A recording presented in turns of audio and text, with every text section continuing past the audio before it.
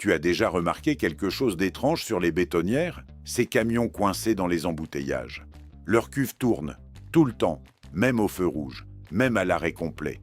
Et si je te dis que ce n'est pas un caprice du conducteur, c'est une obligation absolue. Si cette cuve s'arrête au mauvais moment, il peut perdre plusieurs tonnes de béton, définitivement. Dans cette vidéo, on va ouvrir cette machine, littéralement, chaque mécanisme, chaque décision d'ingénierie. Et à la fin, tu vas comprendre pourquoi le conducteur est en train de perdre une course contre une réaction chimique. Une course qu'aucun ingénieur au monde ne peut stopper.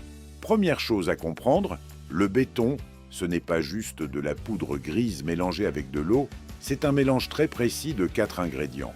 Du ciment, de l'eau, du sable et des granulats, de petits cailloux calibrés. Le ciment, c'est le liant. C'est lui qui fait tout le travail. Dès que l'eau entre en contact avec le ciment, une réaction chimique démarre. On appelle ça l'hydratation. Et voilà le point fondamental que la plupart des gens ne savent pas. Le béton ne sèche pas, il prend. Ce n'est pas de l'évaporation. C'est une transformation chimique irréversible. Et une fois lancée, elle ne s'arrête jamais d'elle-même. Maintenant, on plonge à l'intérieur. Et ce qu'on trouve est d'une élégance redoutable. 2 lames en spirale soudées à l'intérieur des parois.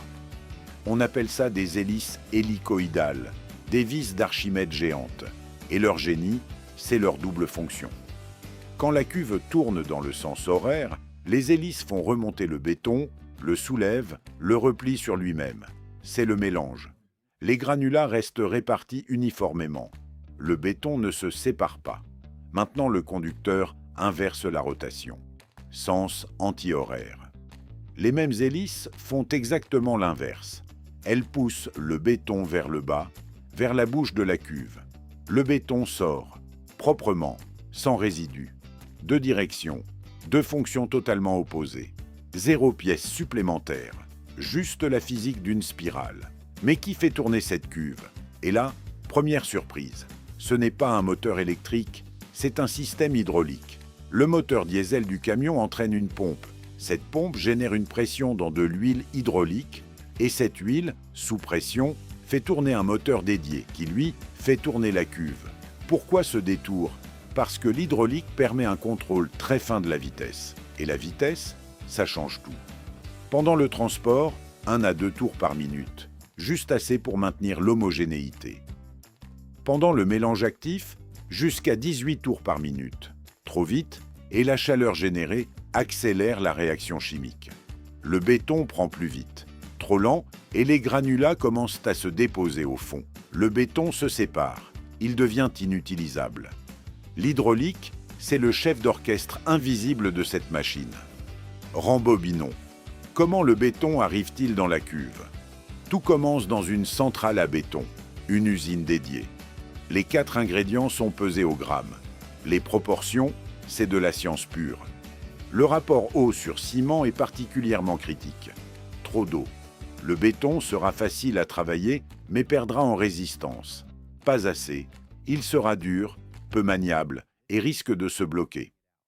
Le mélange est chargé dans la cuve. La rotation commence. Et à partir de ce moment précis, le conducteur est en course.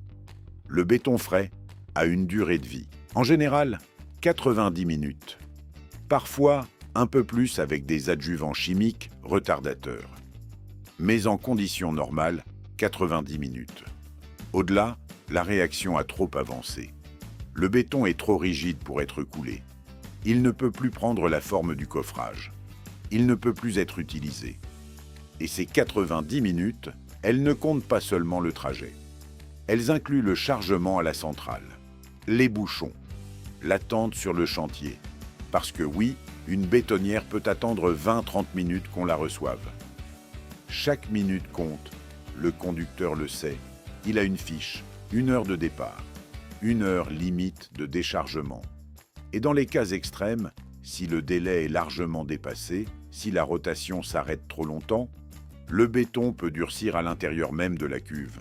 Résultat, des tonnes de béton solide collées aux parois internes. Il faut alors envoyer des ouvriers avec des marteaux-piqueurs, parfois pendant des jours, parfois la cuve est irrécupérable. Une réparation ou un remplacement qui peut atteindre plusieurs dizaines de milliers d'euros. C'est pour ça que la bétonnière tourne tout le temps. Elle n'a pas le choix. Elle court. Elle court contre une réaction chimique qui a commencé à l'instant du chargement et qui ne s'arrêtera jamais d'elle-même. La prochaine fois que tu verras une bétonnière coincée dans les bouchons, tu sauras exactement ce qui se joue à l'intérieur de cette cuve. Une spirale, un moteur hydraulique, une réaction chimique implacable. La bétonnière, c'est l'un des exemples les plus fascinants d'ingénierie contrainte par la nature, là où la chimie dicte sa loi à l'acier. Si tu aimes regarder les machines sous cet angle-là, comprendre vraiment ce qui se passe à l'intérieur, tu vas adorer la prochaine vidéo. On dissèque une machine que tu croises tous les jours sans jamais te demander comment elle fonctionne vraiment.